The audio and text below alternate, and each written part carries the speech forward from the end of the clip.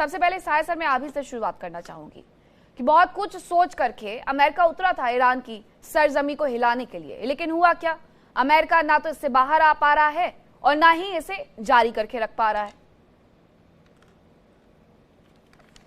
जो political objectives थे वो अभी अनफुलफिल्ड हैं। जो मिलिट्री ऑब्जेक्टिव्स थे वो बाय एंड लार्ज अचीव्ड हैं।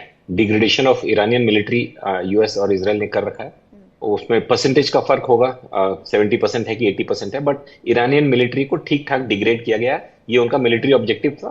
Military objective was primarily to gain the achieve the political objective कि वहां रेजिम चेंज हो जाए, जिसमें वो असफल रहे हैं, बुरी तरह से असफल रहे हैं और अब एक ऐसे क्वैगमायर में फंस गए कि उनको समझ में नहीं आ रहा है इससे कैसे वापस जाना है, बाहर जाना है। लेकिन एट द सेम टाइम हमें to be fair to America also ये देखना पड़ेगा कि उन्होंने जो चैलेंज ले रखा है ये पिछले 30-40 सालों से अमेरिका की दिल में था कि ईरान को हमको किस तरह से न्यूट्रलाइज करना है। जब से वहां सत्ता बदली थी 4 दशक पहले, तो उस वक्त से हर प्रेसिडेंट ने कोशिश की, हर तरह की बातें करी, सैंक्शंस लगाए, एसेट्स फ्रीज किए।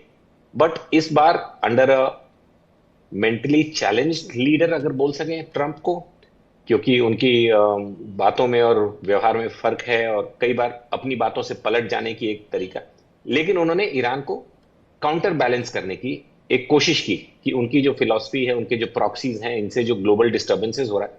लेकिन क्या यूएसए यूनाइटेड नेशंस था? नहीं था।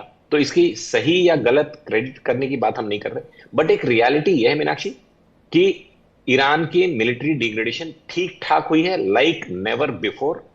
और वो अभी जहां पर हैं वहां से उनको अपने आप को वापस लाने में उस स्थिति में जो 28 फरवरी के पहले थे, उनको 10 से 15 साल लगेंगे, क्योंकि वहां की इंडस्ट्रियल मिलिट्री बेसिस, वहां की पूरी सैन्य क्षमता, जिसकी वजह से वो मिडिल ईस्ट की कंट्रीज को डोमिनेट करते थे या प्रॉक्सीज को सपोर्ट करते थे, वो